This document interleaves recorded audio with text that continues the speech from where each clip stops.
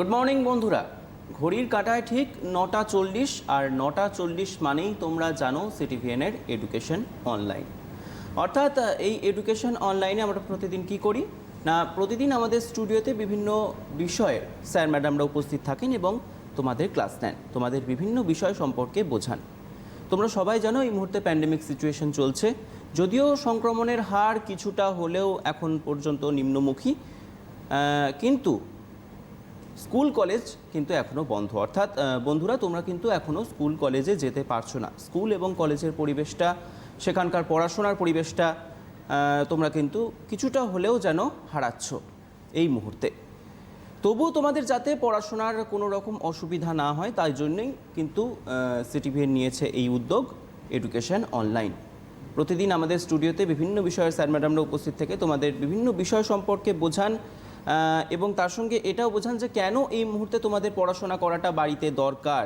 কারণ এই মুহূর্তে পড়াশোনাটা, অর্থাৎ তোমরা বাড়িতে থাকছো, সময়টাকে একদম নষ্ট করো না, কারণ আজকের পড়াশোনাটাই কিন্তু তোমাদের ভবিষ্যতে হলেও কাজে লাগবে, কোনো না কোনো সময় সেটা কাজে লাগবে। তাই কোনোভাবেই কিন্তু এই সময়টাকে তোমরা নষ্ট করো না। আমাদের সঙ্গে আজকে উপস্থিত রয়েছেন ইংরাজি বিষয়ের শিক্ষক গৌতম চক্রবর্তী। স্যার, আপনাকে অনেক অনেক স্বাগত আমাদের স্টুডিওতে। নমস্কার।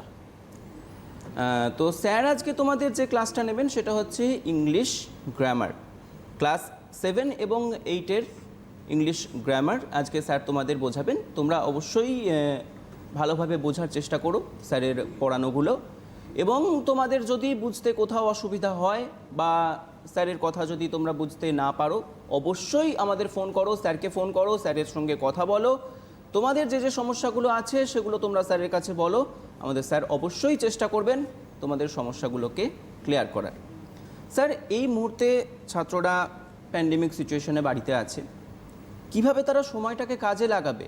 আমি একটু আগেই বললাম যে স্কুল কলেজের পরিবেশটা তারা মিস করছে কিছুটা হলেও, তো পড়াশোনাটা তারা কীরকমভাবে চালাবে?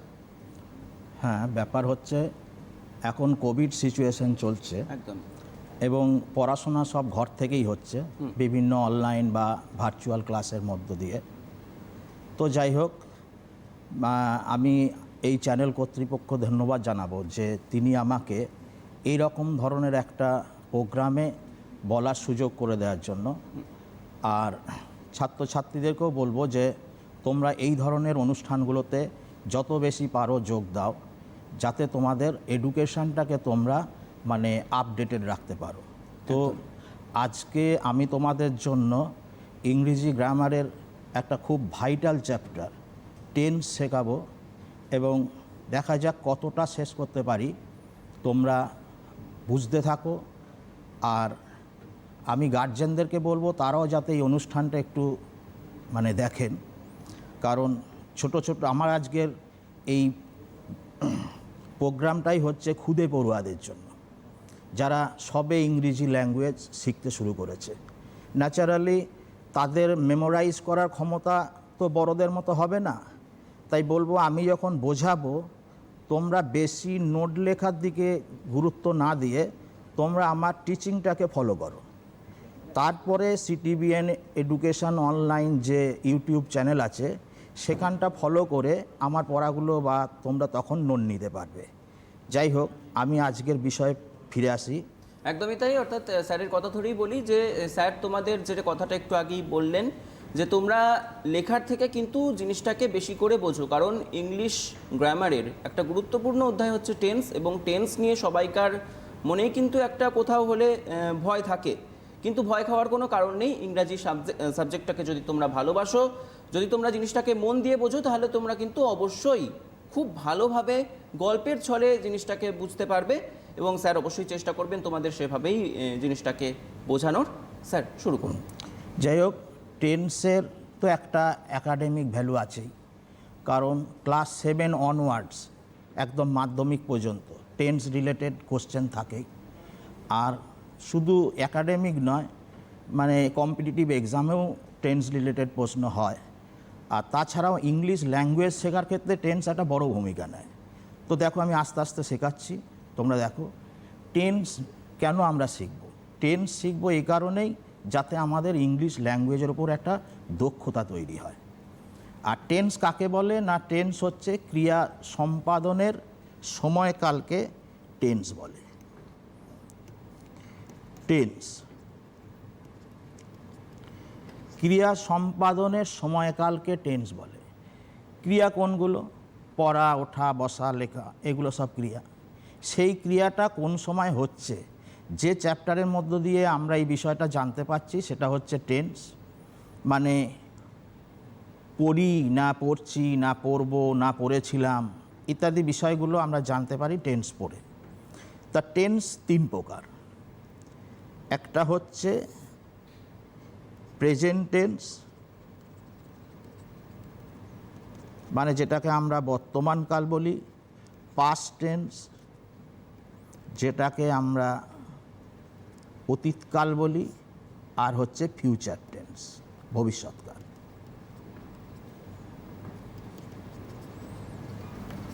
তাই আমি একটু বলেইছি খুদে পড়ুয়াদের জন্য আজকের ক্লাসটা বিশেষ করে। তা যাই হোক, আমি প্রেজেন্ট টেন্সটাকে বলছি কালো মাথার চুল, কালো চুলের মাথা। আর পাস্ট টেন্সটা হচ্ছে সাদা চুলের মাথা।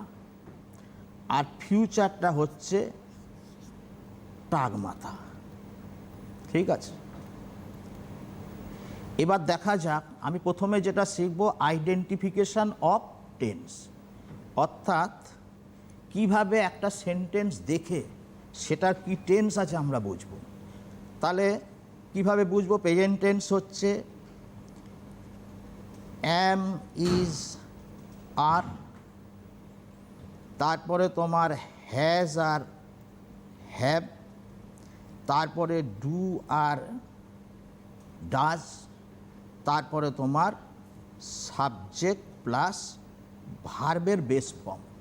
কোথাও কোথাও ভার্বের বেস ফর্মের সঙ্গে এস বা ইয়েস যোগ। এই কটা প্রপার্টি যাদের মধ্যে আছে সেইগুলো হচ্ছে, সেই সমস্ত সেন্টেন্সগুলো কিন্তু প্রেজেন্ট টেন্স। যেমন I am a good boy, এই আই অ্যাম এ গুড বয়টা হচ্ছে গিয়ে তোমার present tense. I have a garden, এই আই হ্যাভ এ গার্ডেন এটা হচ্ছে present tense. He does not come here, এই যে ডাজ দেখতে পাচ্ছ তার মানে এটা প্রেজেন্ট টেন্স। আর একটা হচ্ছে কি বললাম, হি রিডস এ বুক, এই রিডস সাবজেক্ট প্লাস ভার্ব বা ভার্বের সাথে এস ইয়েস যেখানে যোগ থাকে সেটা হচ্ছে প্রেজেন্ট টেন্স। আচ্ছা, কোথায় সাবজেক্টটাতে ভার্ব যোগ হবে, কোথায় ভার্ব যোগ হবে না, এখানে মানে অভিজিৎ স্যার বলে একজন এসছিলেন, আমি এখানকার ক্লাসগুলো খুব ফলো করি, তো সেখানে উনি খুব ভালোভাবে বলেছেন যে আই ছাড়া একটা বোঝাতে, সেটা একটা লোক হতে পারে বা সেটা একটা ব্যক্তি হতে পারে, একটা বস্তু হতে পারে, একটা মানে বিষয় হতে পারে, একটা ঘটনা হতে পারে, এরকম আই ছাড়া যেখানেই এরকম বোঝাবে সেখানে তোমার ভার্বের সঙ্গে এস বা ইয়েস যোগ হবে। এখানে কি বুঝলাম, যেহেতু এই অ্যাম, হ্যাভ, ডাজ, রিডস এই প্রপার্টিগুলো এর মধ্যে রয়েছে, এই রকম ধরনের সেন্টেন্স দেখলেই তোমরা জানবে যে এটা হচ্ছে গিয়ে প্রেজেন্ট টেন্সে আছে। আচ্ছা, এবার দেখো পাস্ট টেন্স। পাস্ট টেন্সের কি? পাস্ট টেন্সের হচ্ছে ওয়াজ, ওয়্যার, হ্যাড, ডিড আর সাবজেক্ট প্লাস ভি2। আমি ভি2 বলতে পাস্ট ফর্ম অফ ভার্ব বলি, বোঝাই। I was poor, he had a ball, he did not help me, আর হি প্লেড ওয়েল। দেখো এই প্রপার্টিগুলো যেগুলো আমি বাঁ পাশে লিখলাম, এই প্রপার্টিগুলো দেখো এখানে রয়েছে। এখানে ওয়াজ রয়েছে, এখানে হ্যাড রয়েছে, এখানে ডিড রয়েছে, এখানে ভার্বের সঙ্গে পাস্ট ফর্ম প্লেড রয়েছে। মানে এইরকম ধরনের প্রপার্টি তোমরা যেখানে দেখবে সেইগুলো সব হচ্ছে গিয়ে তোমার পাস্ট টেন্স। এবার আসি ফিউচার টেন্সে।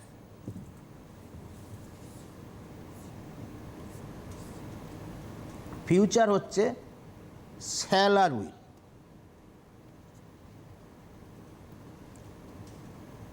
ফিউচার সেন্টেন্সে শ্যাল উইল থাকবে, যেমন আই শ্যাল গো দেয়ার। তাহলে তোমরা দেখলে এখানে আই শ্যাল গো দেয়ার যেহেতু শ্যাল রয়েছে, অতএব এটা future tense. He will do it, দেখো এখানে উইল রয়েছে, তার মানে এটা ফিউচার টেন্স। তাই যাই হোক, এতক্ষণ পর্যন্ত কিভাবে একটা সেন্টেন্স দেখে তোমরা সেই সেন্টেন্সটার কি টেন্স বুঝতে পারবে, অর্থাৎ এই প্রপার্টিগুলো তোমরা দেখবে, দেখে খুব সহজেই বুঝতে পারবে যে সেটার কি টেন্স। এবার আসি, দেখো প্রত্যেকটা টেন্সকে কিন্তু চারটে ভাগে ভাগ করা যায়।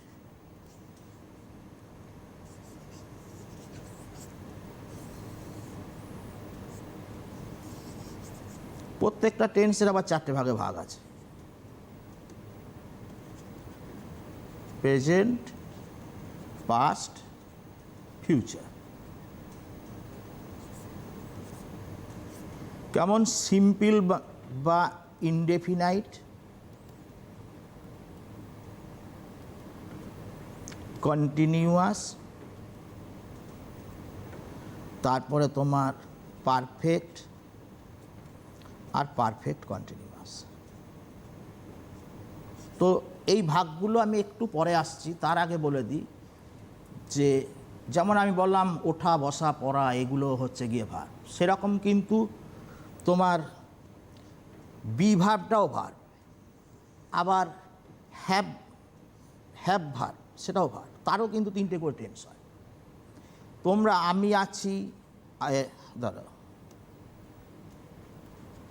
আমি হই আই অ্যাম, আমরা হই উই আর,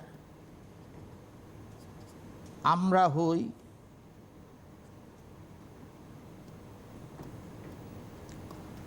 উই আর, এরমভাবে আমি ছিলাম, আমরা ছিলাম, এরমভাবে একটা টেন্সের ছক হয়। তা যাই হোক, এত ডিটেলসে লিখতে গেলে আমি টেন্সটা শেষ করতে পারবো না। তো এই রকম ধরনের এই আমি হই, আমরা হই, তুমি হও, তোমরা হও, সে হয়, তাহারা হয়, আমার আছে, আমাদের আছে, তোমার আছে, তোমাদের আছে, এরকম একটা চার্ট করে নেবে। চার্ট করে নিয়ে সেটা পড়লে কি হবে না, তোমাদের আর আলাদা করে আয়ের সাথে অ্যাম হয় না, ওয়াজ হয় না, আয়ের সাথে হ্যাভ হয় না, হিয়ের সাথে হ্যাজ হয় না, হ্যাড হয়, এই ধরনের যে একটা মানে যারা ইয়াং লার্নার বা যারা একদম খুদে পড়ুয়া তাদের মধ্যে একটা সমস্যা হয়। এই চার্টটা তৈরি হয়ে মুখস্থ করে নিতে পারলে সেই সমস্যাটা হবার আর কোনো কারণ নেই আর কি। তোমরা সহজেই তাহলে মানে কোথায় কোনটা ব্যবহার করবে, কোন ভার্বটা, সেটা বুঝতে পারবে।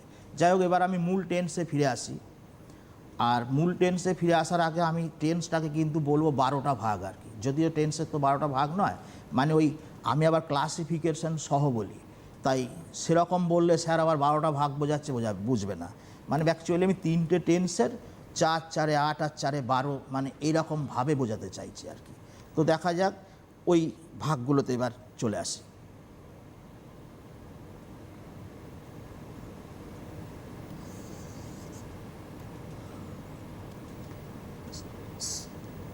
সিম্পল প্রেজেন্ট টেন্স,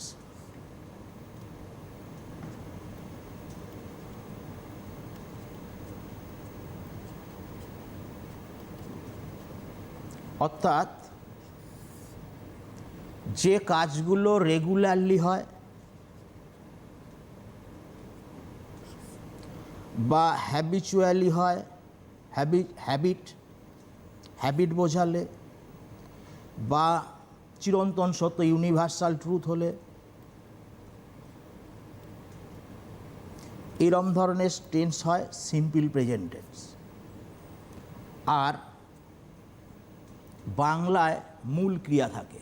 মূল ক্রিয়া ব্যাপারটা একটু বোঝাচ্ছি, দেখো পড়া ধরো ক্রিয়া, তার তো অনেকগুলো রূপ হয়। পড়ছি হয়, পড়েছিলাম হয়, পড়িতেছিলাম হয়, পড়ব হয়। তা এই পড়েছিলাম, পড়ব, পড়িতেছিলাম এসব কিছু বোঝাবে না। যখন পড়াটা পড়াই বোঝাবে, সেটা হতে পারে পার্সন অনুযায়ী একটু স্লাইডলি চেঞ্জ হতে পারে। আমির সাথে পড়ি হবে, তুমির সাথে পড়ো হবে, আর শেষ সাথে পরে হবে। পড়ি, পড়ো, পড়া, পরে এরকম যখন বোঝাবে তখন হচ্ছে সিম্পল প্রেজেন্ট টেন্স। সেটা কি না, সাবজেক্ট প্লাস সাবজেক্ট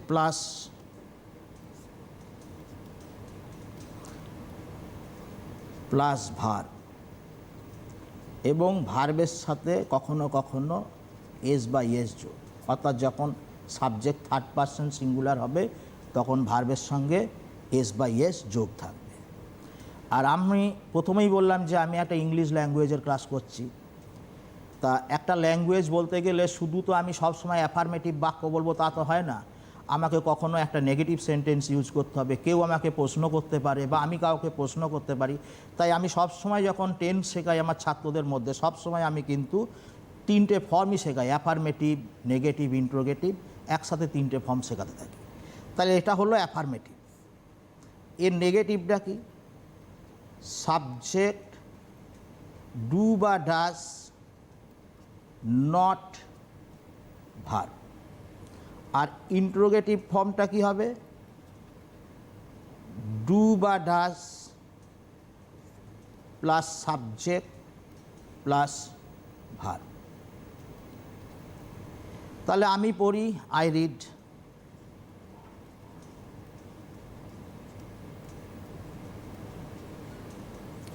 আমি পড়ি না, আই ডু নট রিড। আর আমি কি পড়ি? Do I read. দেখো এই স্ট্রাকচার অনুযায়ী দেখো, প্রথমে subject plus verb, subject do not verb, do subject verb. এরকমভাবে তোমরা একটা স্ট্রাকচার করে নিয়ে শিখবে। অর্থাৎ 12টা টেন্স, 12টা টেন্সের 12টা স্ট্রাকচার হবে, তার 12টা নেগেটিভ ফর্ম হবে, 12টা ইন্ট্রোগেটিভ হবে, অর্থাৎ মোট 3 12 36টা যদি হয়, আমার মতে বলে এই 36টা ফর্ম পড়ে নিয়ে তোমরা শিখতে পারো। কারণ টেন্সটা অনেক দিন ধরেই হয়, একদম সে হয়তো 5 6 7 8 থেকে চলতেই থাকে, তো অনেকটা টাইম পেয়ে যাও। অতএব সেই টাইমের মধ্যে এইটুকু 12 মানে 36 37টা সেন্টেন্স মানে মনে রাখা এমন কিছু জটিল না, এবং এইভাবে করলে কি হবে, তোমাদের ভুলটা কম হবে। তাই যাই হোক, কোথায় ডাজ হয় একটু বলেছিলাম যে সাবজেক্ট যদি থার্ড পারসন সিঙ্গুলার না হয় তখন তোমরা ডাজ ব্যবহার করবে। আর এইখানে ছাত্ররা খুব একটা ভুল করে যে ডাজও বসায় আবার ভার্বের সাথে এসও যোগ দিয়ে দেয়। সেই ক্ষেত্রে কেউ করবে ডাজ, ধরো সে পড়ে না, হি ডাজ নট রিড, রিডস নয়, কিন্তু যখনই আমি ডাজ বসিয়ে দিচ্ছি তখন এই যে রিডসের এস, এটা বাপি বাড়ি যা, মানে এটাকে আর তুমি ব্যবহার করবে না বা তোমরা ব্যবহার করবে না। তাহলে আমি এখনও পর্যন্ত একটা শেখালাম, সেটা হচ্ছে সিম্পল প্রেজেন্ট। এবার আসছি present continuous. Present continuous tense কোনটা? যে কাজটা চলছে, বর্তমানকালে চলছে, এরকম কাজ বোঝাতে গেলে আমরা প্রেজেন্ট কন্টিনিউয়াস টেন্স ব্যবহার করি।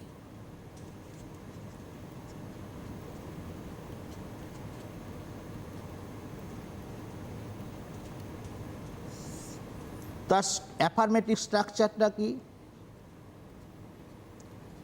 Subject plus am is are plus verb, তার সাথে আইএনজি যোগ। তার negative subject am is are plus not plus ভার্বের সঙ্গে আইএনজি যোগ। আর ইন্ট্রোগেটিভ ফর্মটা কি না, am is are plus subject plus ভার্বের সঙ্গে আইএনজি। ঠিক আছে? বাংলায় ক্রিয়ার শেষে সাধু ভাষা হলে তেছি তেছো তেছে যোগ থাকে, আর চলতি ভাষায় হলে ছি ছ ছে এরকম যোগ থাকে। যেমন আমি পড়ছি বা আমি পড়িতেছি, তুমি পড়ছো বা তুমি পড়িতেছ, সে পড়ছে বা পড়িতেছে। দেখো ছি ছ ছে এরকম যোগ আছে। তাহলে কি হবে? আমি পড়ছি, আই অ্যাম রিডিং। তুমি পড়ছো, ইউ আর রিডিং। সে পড়ছে, হি ইজ রিডিং। আর কি বলেছি দেখো, এখানে নেগেটিভ কি হবে? অ্যাম ইজ আরের পরে নট আসছে, তাহলে অ্যাম ইজারের পরে নট বসাবে। তাহলে এখানে আই অ্যাম রিডিং, একে নেগেটিভে নিয়ে গেলে হবে আই অ্যাম নট রিডিং। তুমি পড়ছো ইউ আর নট রিডিং, সে পড়ছে না হি ইজ নট রিডিং। অর্থাৎ আমি অ্যাম ইজারের পরে এই যে স্ট্রাকচার অনুযায়ী তোমরা নট বসিয়ে দেবে। আর ইন্ট্রোগেটিভ ফর্মে কি করবে, ইন্ট্রোগেটিভ ফর্মে এই যে অ্যাম ইজ আর তোমরা দেখতে পাচ্ছ যেটা সাবজেক্টের পরে রয়েছে, এইটাকে তোমরা সাবজেক্টের আগে নিয়ে চলে আসবে। মানে অ্যাম আই রিডিং, বাকিগুলো আর লিখছি না। তো এরম are you reading, is he reading, এরমভাবে হবে। অর্থাৎ যে কাজটা এখন চলছে সেটা যখন বোঝাই তখন কন্টিনিউয়াস হয়। তার ফর্মটা মনে রাখবে, 3টে ফর্ম মনে রাখবে এবং বাড়িতে রিপিটেডলি প্র্যাকটিস করতে থাকবে, তাহলে তোমার এই টেন্সটা কোনো অসুবিধা হবে না। এবার আসছি আমি তৃতীয়, মানে প্রেজেন্ট পারফেক্টে।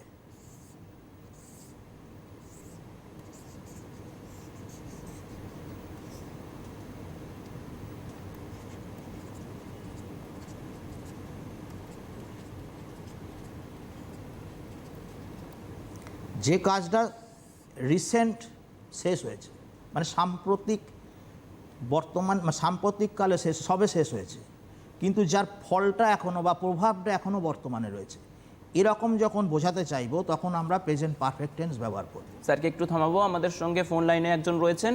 কে বলছো, কোথা থেকে বলছো? হ্যালো, আমি কোচবিহার থেকে বলছি। হ্যাঁ, কে বলছো? আমি বলছি নাসির। বলো। আর হ্যাঁ বলো, শুনতে পাচ্ছি, বলো। এটাতে ন্যারেশন চেঞ্জ হচ্ছে না ভয়েস চেঞ্জ হচ্ছে? হ্যালো হ্যাঁ, তোমার প্রশ্নটা বলো। হ্যালো, প্রশ্নটা বলো। তোমার টিভির ভলিউমটাকে অফ করো, দিয়ে প্রশ্নটা বলো। হ্যালো, তোমার টিভির ভলিউমটাকে অফ করো, মিউট করো, দিয়ে প্রশ্নটা বলো। যোগাযোগ বিচ্ছিন্ন হয়ে গেছে। বন্ধুরা, তোমাদের জানিয়ে রাখি যে তোমরা টিভির ভলিউমটাকে কিন্তু সবসময় মিউট করে তারপরেই ফোন করবে। স্যার যেটা বোঝাচ্ছিলেন। হ্যাঁ, প্রেজেন্ট পারফেক্ট বাংলায় ক্রিয়া শেষে আছি, আছো, আছে যোগ থাকে।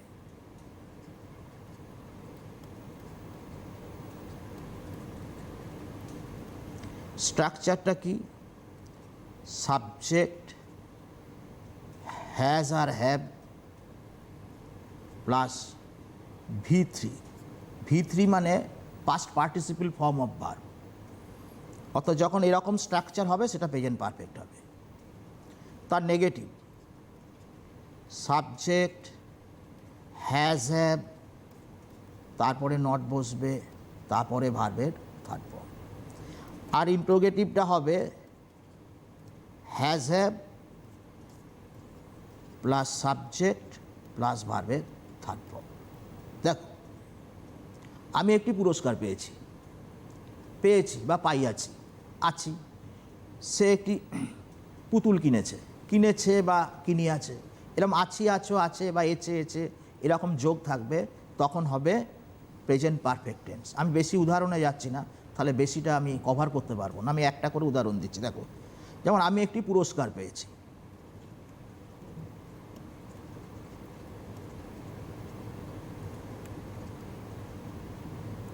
তো সাবজেক্ট কি আই, এখান থেকে হ্যাজ হ্যাভের মধ্যে কী নেব, হ্যাভ, আই হ্যাভ।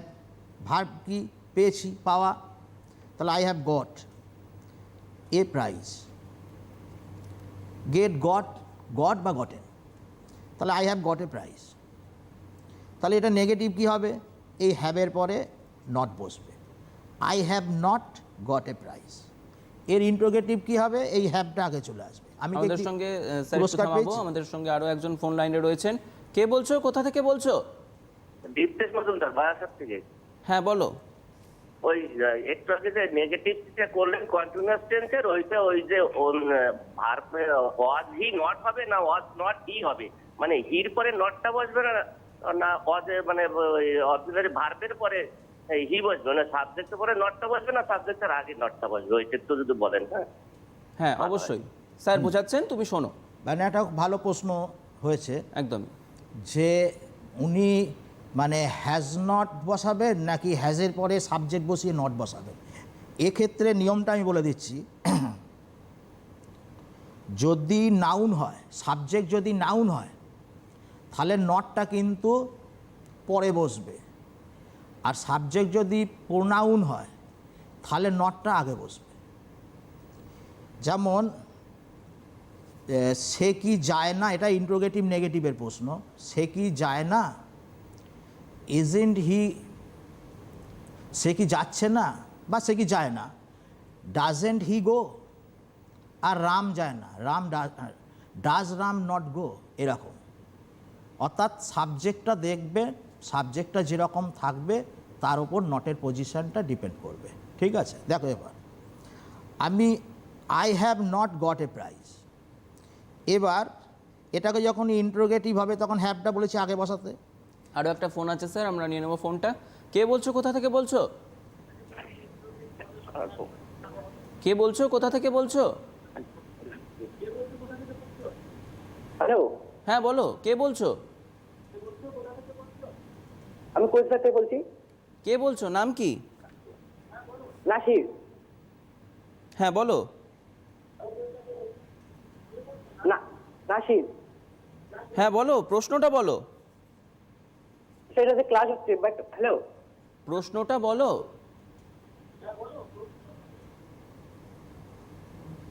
তোমার টিভির সাউন্ডটাকে অফ করে প্রশ্নটা বলো। টিভির সাউন্ডটাকে অফ করে দাও।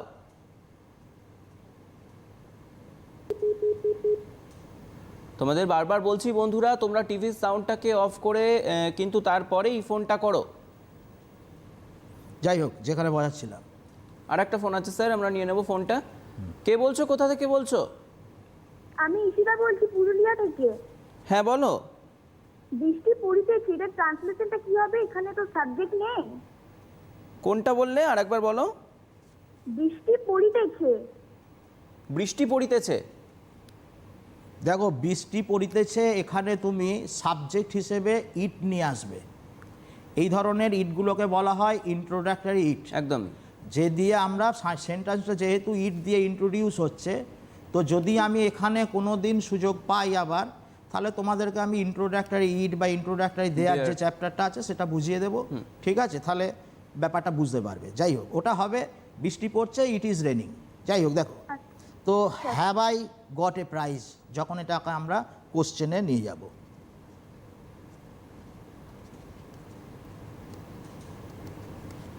তাহলে এটা গেল তোমার প্রেজেন্ট পারফেক্ট টেন্স। এবার চলে আসি তারপরের টেন্সটায়, প্রেজেন্ট পারফেক্ট কন্টিনিউয়াসে। দেখো,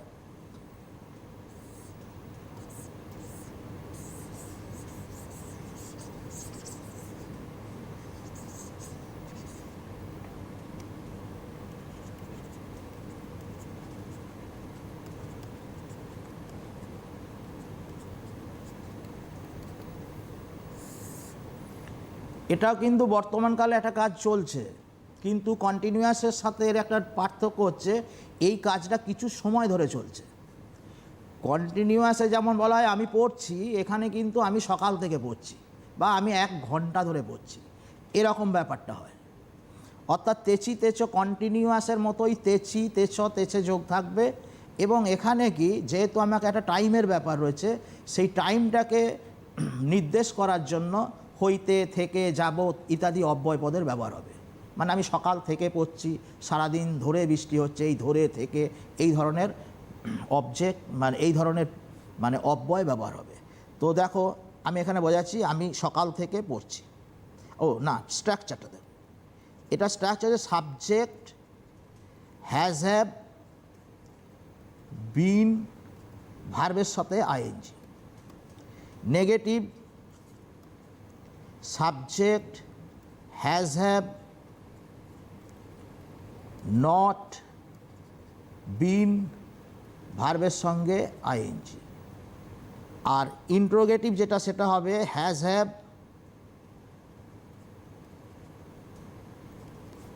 plus subject plus been plus ভার্বের সঙ্গে আইএনজি। আমি সকাল থেকে পড়ছি। স্যার আরও একটা ফোন আছে আমাদের সঙ্গে, আমরা ফোনটা নিয়ে নেব। কে বলছো, কোথা থেকে বলছো? আমি বর্ধমান থেকে বাবু চক্রবর্তী বলছি। স্যারের ক্লাসটা খুব সুন্দর হচ্ছে, কিন্তু এই ফোন আসাতে খুব ডিস্টার্ব হচ্ছে। আপনারা যদি ফোনটা লাস্টে নেন তাহলে খুব সুবিধা হয়, মানে পুরো টেন্সটা আমরা বুঝতে পারি না। আগে ফোন এলে আমারও ডিস্টার্ব হচ্ছে, আমরাও ঠিক বুঝতে পারছি না পুরোটা। ফোন কলটা লাস্টে করার একটু চেষ্টা করবেন। থ্যাংক ইউ, ধন্যবাদ। কি বললেন? প্রশ্নটা ঠিক বোঝা গেল না, আমরা ঠিক বুঝতে পারলাম না প্রশ্নটা। তোমরা একটু স্পষ্টভাবে যদি বলো তাহলে সুবিধা হয় প্রশ্নটা, স্যার যেটা বোঝাচ্ছিলেন। হ্যাঁ, আমি সকাল থেকে পড়ছি। আই হ্যাজ হ্যাভের মধ্যে হ্যাভ বসালাম, I have been reading since morning. তাহলে নেগেটিভ কি করব? বলেছি এই যে হ্যাজ হ্যাভের পরে নট, নেগেটিভের সময় আমার I have not been reading since morning. আর একটা তোমার ইন্ট্রোগেটিভ, সেটা হচ্ছে have I been reading since morning, have I been reading since morning. এখানে একটা কথা বলে রাখি তোমাদের বন্ধুরা, স্যারকে একটু থামিয়ে, যে তোমরা কিন্তু এই স্ট্রাকচারটা অবশ্যই খেয়াল রেখো। স্যার যে স্ট্রাকচারগুলো লিখে দিচ্ছেন, যে সাবজেক্টের পর কোন ভার্ব বসবে বা তারপরে কোন অবজেক্টটা বসবে, সেই স্ট্রাকচারটা কিন্তু তোমরা খেয়াল রাখতে পারলেই একটা সেন্টেন্স তোমরা গঠন করতে পারবে। সবথেকে মূল ব্যাপার হচ্ছে টেন্সের ক্ষেত্রে আমরা যে টেন্সই ব্যবহার করি, সেক্ষেত্রে এই স্ট্রাকচারটা বা গঠনটা, বাক্যের গঠনটা ঠিক কিভাবে হবে তার উপরেই কিন্তু ডিপেন্ড করছে তুমি সেন্টেন্সটা কিভাবে তৈরি করবে। তো এক্ষেত্রে স্যার যে স্ট্রাকচারগুলো বোর্ডে লিখে দিচ্ছেন সেগুলো তোমরা নিজের খাতাতে লিখে নিতে পারো, এবং সেটা দেখে দেখেই তোমরা কিন্তু বিভিন্ন ধরনের সেন্টেন্স নিয়ে সেগুলো তোমরা প্র্যাকটিস করতে পারো।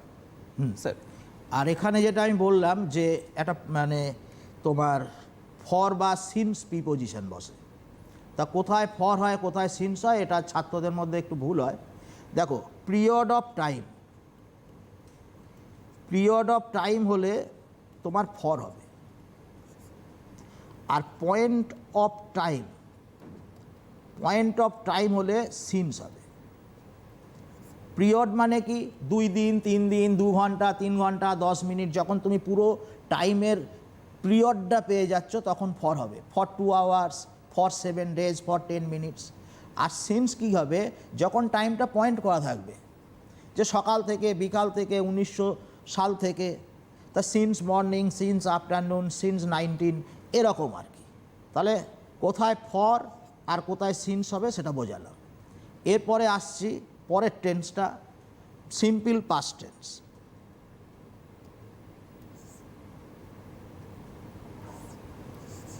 স্যার এক্ষেত্রে ফর আর সিন্সের ক্ষেত্রে যদি একটা করে সেন্টেন্সের উদাহরণ দিয়ে যদি একটু বোঝাতে পারতেন, আচ্ছা, ঠিক আছে। ছাত্রদের ক্ষেত্রে একটু সুবিধা। ফর আর সিন্সকে একটা করে সেন্টেন্স দিয়ে বোঝাচ্ছি।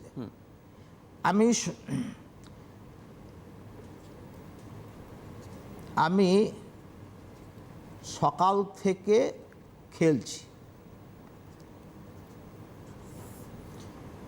আই বলেছি has have bin, I have been playing.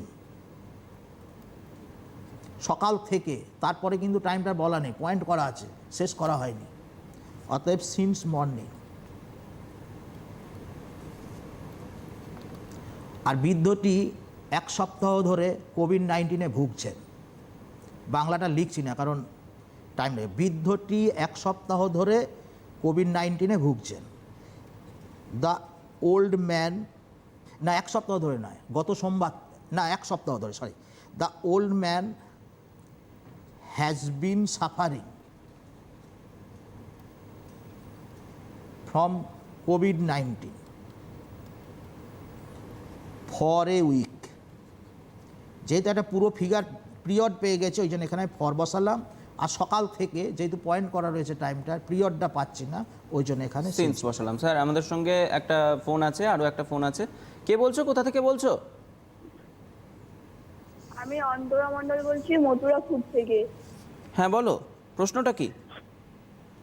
স্যারকে বলুন ফ্রমের ব্যবহারটা একটু বলে দিতে। ফ্রম, হ্যাঁ। ফ্রমের ব্যবহারটা সেন্টেন্সে মানে টেন্সের মধ্যে কিভাবে ইউজ হবে, তাই তো? হ্যাঁ। ঠিক আছে, শুনতে থাকো। ফ্রম হচ্ছে একটা প্রিপোজিশন, যেমন রোগ থেকে ভুগলে ফ্রম হয়, সেরকম আর কি। এখানে যে থেকে বা যেটা বলেছে, এখানে তুমি দুটো প্রিপোজিশন ইউজ করবে, সিন্স বা সিন্স বা ফর, এখানে থেকে হলে ফ্রম না ব্যবহার করে সিন্স ব্যবহার করবে। সকাল থেকে ফ্রম মর্নিং না করে সিন্স মর্নিং। 2020 সাল থেকে তো সেটা ফ্রম 2020 না বলে সিন্স 2020 এরকম ব্যবহার করবে। ঠিক আছে। অর্থাৎ বেসিক্যালি ফ্রম হচ্ছে একটা প্রিপোজিশন, অর্থাৎ আমরা যে পার্টস অফ স্পিচ শিখেছি ছোটোবেলায়, সেখানে নাউন, প্রোনাউন বা তারপর থেকে যে সমস্তগুলো আছে adjective, adverb, verb, preposition, conjunction, interjection, সেক্ষেত্রে কিন্তু ফ্রমের ব্যবহারটা তোমরা সেখানে খুব ভালোভাবে তোমরা গ্রামার বই ফলো করলেই সেখান থেকে শিখতে পারবে। হ্যাঁ, এবার হচ্ছে সিম্পল পাস্ট টেন্স বা পাস্ট ইনডিফিনাইট টেন্স। এটা খুব ভাইটাল টেন্স, যার জন্যে সিম্পল পাস্ট টেন্সকে মাস্টার অফ টেন্স বলা হয়। আমাদের একাডেমিকে অনেকটাই কাজে লাগে। তো এটায় বাংলায় ক্রিয়ার সঙ্গে মানে অতীতকালে কোনো কাজ ঘটেছিল এরকম বোঝাতে আমরা সিম্পল পাস্ট টেন্স ব্যবহার করি। আর এর স্ট্রাকচারটা হচ্ছে সাবজেক্ট প্লাস V2। আমি V2টা বলি পাস্ট ফর্ম অফ ভার্বকে ইন্ডিকেট করার জন্য, আর এর নেগেটিভ হচ্ছে subject plus did plus not plus verb, আর এর ইন্ট্রোগেটিভ হবে did plus subject plus verb. আমি কাজটি করেছিলাম, বা আমি গতকাল দিল্লি গিয়েছিলাম। I went to Delhi, I went to Delhi yesterday। দেখো এখানে সাবজেক্ট আই, গো হচ্ছে যাওয়া, ইংরেজি গো, তার পাস্ট ফর্ম ওয়েন্ট। আচ্ছা, এবারে নেগেটিভ কী হবে? সাবজেক্ট ডিড নট ভার্ব, তখন হয়ে যাবে I did not go to Delhi. দেখো এইখানে স্টুডেন্টরা কিন্তু ভুল করে, ডিড নট ওয়েন্ট লিখে ফেলে। যখনই আমি একটা পাস্ট আইটেম মানে ডিড ইউজ করে ফেলছি, তখন কিন্তু আমার আবার এখানে আর ওয়েন্ট থাকবে না, আমি আবার ভার্বটাকে বেস ফর্ম লিখব, পাস্ট ফর্ম আর লিখতে পারবো না, যেহেতু একটা ভার্বের পাস্ট ফর্ম অলরেডি ইউজ করে ফেলেছি। একটা সেন্টেন্সের মধ্যে আমি দুটো পাস্ট টেন্স ইউজ করব না। ঠিক আছে, তোমরা এখানে বেস ফর্মে নিয়ে চলে আসবে। ঠিক সেম এতেও তাই হবে, did I go to Delhi. ঠিক আছে, এরপরে আসছি, আর এটা খুবই ইম্পর্টেন্ট, এটা ভালো করে প্র্যাকটিস করবে। তারপরে চলে আসি পাস্ট কন্টিনিউয়াস টেন্সে, অর্থাৎ অতীতকালে কোনো কাজ চলছিল বোঝাবে। অতীতকালে কোনো কাজ চলছিল। দেখো পাস্ট কন্টিনিউয়াস। স্যার একটু থামাবো আপনাকে, আমাদের সঙ্গে ফোন লাইনে কেউ রয়েছেন। কে বলছো, কোথা থেকে বলছো? কে বলছো, কোথা থেকে বলছো?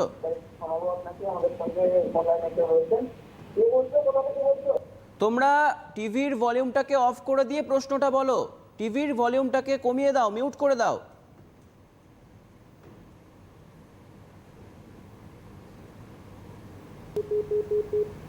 যোগাযোগ বিচ্ছিন্ন হয়ে গেছে। পরবর্তী আরেকটা ফোন আছে। কে বলছো, কোথা থেকে বলছো? আমি প্রিয়াঙ্কা রায় বলছি। হ্যাঁ বলো, কোথা থেকে? হ্যালো।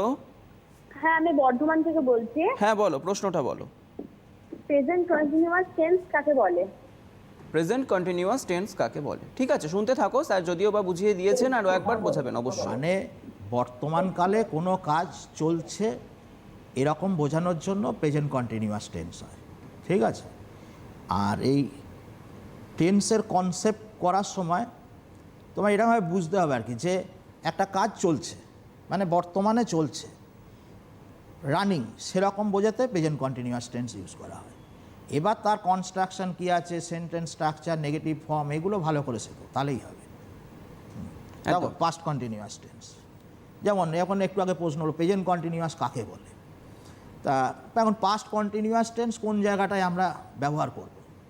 অতীতকালে কোনো কাজ চলছিল বোঝাতে, অতীতকালে কোনো কাজ চলছিল বোঝাতে। এবং সেক্ষেত্রে বাংলায় ক্রিয়া শেষে তে ছিল, তে ছিলে ইত্যাদি যোগ থাকে। যেমন এর স্ট্রাকচারটা হবে সাবজেক্ট ওয়াজ ওয়্যার ভার্বের সঙ্গে আইএনজি যোগ হবে। এর নেগেটিভ হবে সাবজেক্ট ওয়াজ ওয়্যার নট ভার্বের সঙ্গে আইএনজি যোগ। আর ইন্ট্রোগেটিভ হবে ওয়াজ ওয়্যারটা আগে চলে আসলো, ওয়াজ ওয়্যার প্লাস সাবজেক্ট প্লাস ভার্বের সঙ্গে আইএনজি। তাহলে ছেলেরা মাঠে খেলিতে ছিল, অর্থাৎ খেলা কাজটা অতীতে চলছিল। ছেলেরা মাঠে খেলিতেছিল বা খেলছিল। তাহলে কি বললাম, সাবজেক্টকে বয়েজ, দ্য বয়েজ, তার সাথে ওয়াজ ওয়্যারের মধ্যে ওয়্যার বসালাম, the boys were playing in the field, the boys were playing in the field. তাহলে এবার নেগেটিভটা শিখে নিই। ওয়াজ ওয়্যারের পরে not, the boys were not. আর হচ্ছে ওয়াজ ওয়্যার, এটা যেমন, তাহলে were the boys, were the boys playing in the field. অর্থাৎ তোমরা এরকম স্ট্রাকচারগুলো টুকে নিয়ে বা পরে সার্চ করে টুকে নিয়ে তোমরা স্টাডি করতে পারো। যাই এবার আসি পাস্ট পারফেক্ট টেন্সে।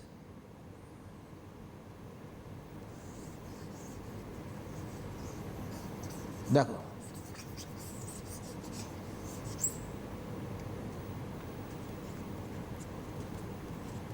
আগে আইডিয়া করো পাস্ট পারফেক্ট জিনিসটা কি। মানে এরকম হতে পারে যে পাস্টেরও পাস্ট থাকে।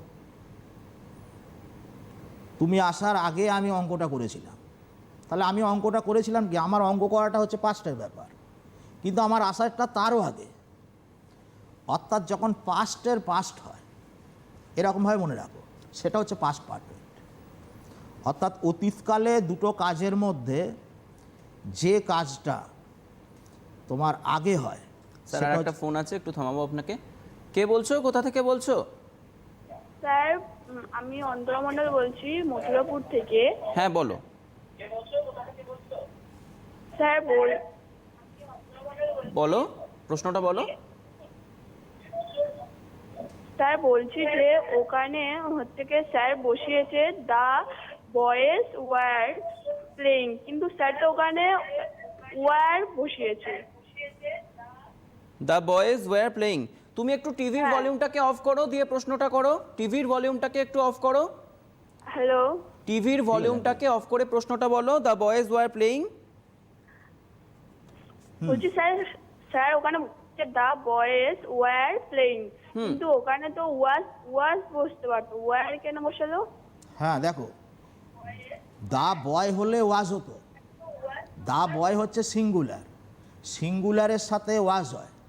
আর বয়েজ মানে প্লুরাল, প্লুরালের সাথে ওয়্যার হয়। ঠিক আছে, সাবজেক্ট যদি প্লুরাল হয়, প্লুরাল ভার্ব এগ্রিমেন্ট হবে। সাবজেক্ট যদি সিঙ্গুলার হয়, সিঙ্গুলার ভার্ব এগ্রি হবে। যেহেতু এখানে সাবজেক্ট প্লুরাল আছে, প্লুরাল ভার্ব মানে ওয়্যার হয়েছে।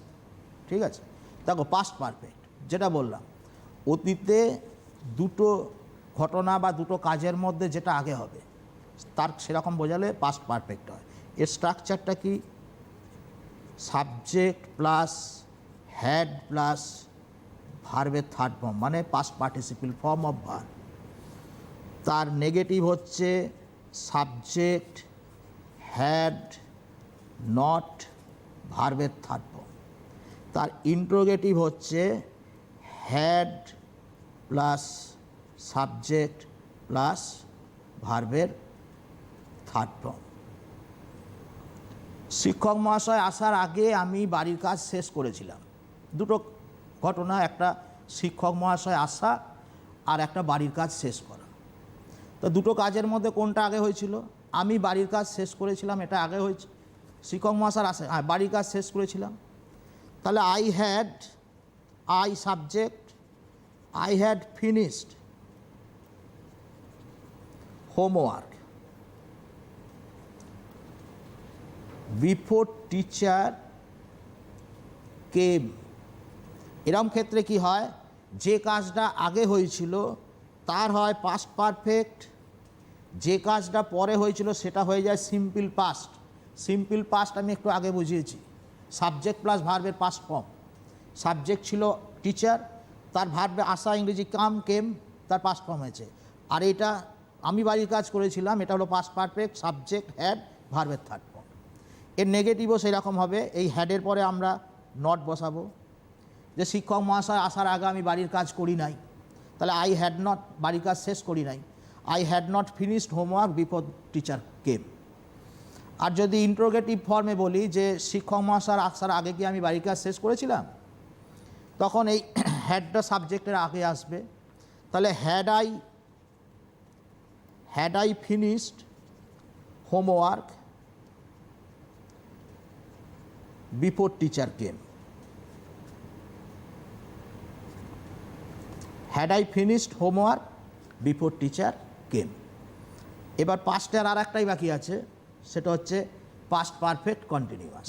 এবং স্যার আপনাকে জানিয়ে রাখি যে আমাদের হাতে কিন্তু সময় খুব বেশি নেই, অর্থাৎ কিছুক্ষণের মধ্যে আমাদের অনুষ্ঠানটা শেষ করতে হবে। যদি সংক্ষেপে আপনি পাস্ট পারফেক্ট কন্টিনিউয়াস টেন্সটা একটু বুঝিয়ে দেন। আচ্ছা ঠিক আছে, তাহলে এগুলো আমি এত লেখালেখিতে না গিয়ে আমি একটু বলে দিচ্ছি। দেখো, পাস্ট পারফেক্ট কন্টিনিউয়াস হচ্ছে গিয়ে অতীতকালে কোনো কাজ কিছু সময় ধরে চলছিল, আর তা না হলে অতীতকালে দুটো কাজের মধ্যে যে কাজটা ঘটছিল। গতকাল 2 ঘন্টা ধরে বৃষ্টি পড়ছিল, গতকাল অতীতকাল ওটা 2 ঘন্টা ধরে বৃষ্টি পড়া কাজটা চলছিল। আর এর স্ট্রাকচার হচ্ছে সাবজেক্ট হ্যাড বিন ভার্বের সাথে আইএনজি, সাবজেক্ট হ্যাড বিন ভার্বের সাথে আইএনজি। আর নেগেটিভ হচ্ছে হ্যাডের পরে নট হবে, আর ইন্ট্রোগেটিভে হ্যাডটা সাবজেক্টের আগে বসাবে। তাহলে it had been raining for 2 hours yesterday। আর এরপরে আরও যে বাকি টেন্সগুলো রয়েছে, অর্থাৎ ফিউচার টেন্সের যে ভাগগুলো রয়েছে, এখানেও ফিউচারেরও 4টে ভাগ আছে। সিম্পল ফিউচার, এটা তোমার সাবজেক্টের সাথে শ্যাল উইল, তারপর ভার্বের বেস ফর্ম হবে। এখানে আর বাংলায় ক্রিয়ার সাথে ব, বে ইত্যাদি যোগ থাকবে। যেমন ধরো আমি কাজটা করব, I shall do the work. আর নেগেটিভ হবে ওই শ্যাল উইলের পরে নট বসবে, I shall not do the work. আবার যেটা ফিউচার ইনডিফিনাইট টেন্স, সেটা হচ্ছে গিয়ে তোমার ভবিষ্যৎকালে যে কাজটা হতে থাকবে, ভবিষ্যৎকালে যে কাজটা হতে থাকবে। ছেলেরা মাঠে খেলিতে থাকিবে, তে থাকিব এইসব যোগ থাকে বাংলায় ক্রিয়া শেষে। এটা হচ্ছে সাবজেক্ট শ্যাল উইল বি ভার্বের সাথে ING, subject shall will be ভার্বের সাথে আইনজি। আর নেগেটিভের সময় শ্যাল উইলের পরে নট হবে, আর ইন্ট্রোগেটিভে শ্যাল উইলটা সাবজেক্টে আগে বসবে। ছেলেরা মাঠে খেলিতে থাকিবে, the boys will be playing in the field. স্যারকে থামাবো একটু, কারণ আমাদের সময় একদমই শেষ হয়ে গেছে আজকে। তোমাদের আজকে যেটুকু স্যার বোঝালেন, যতটুকু বোঝালেন প্রেজেন্ট এবং পাস্ট টেন্স বা ফিউচার টেন্স নিয়ে, ভার্ব নিয়ে যতটুকু বোঝালেন তোমরা, আশা করি তোমরা বুঝতে পেরেছো। পরবর্তীকালে আবারও আমাদের স্টুডিওতে উপস্থিত থাকবেন বিভিন্ন বিষয়ের শিক্ষকরা, এবং তারা তোমাদের কিন্তু বোঝাবেন। স্যারকে আসার জন্য অনেক অনেক ধন্যবাদ, এবং ভবিষ্যতে আসার জন্য আমন্ত্রণ রইল। দর্শকদেরও অনেক অনেক ধন্যবাদ, এবং আজকের মতো আমাদের শেষ করতে হবে অনুষ্ঠান। দেখা হবে পরবর্তী পর্বে। নমস্কার।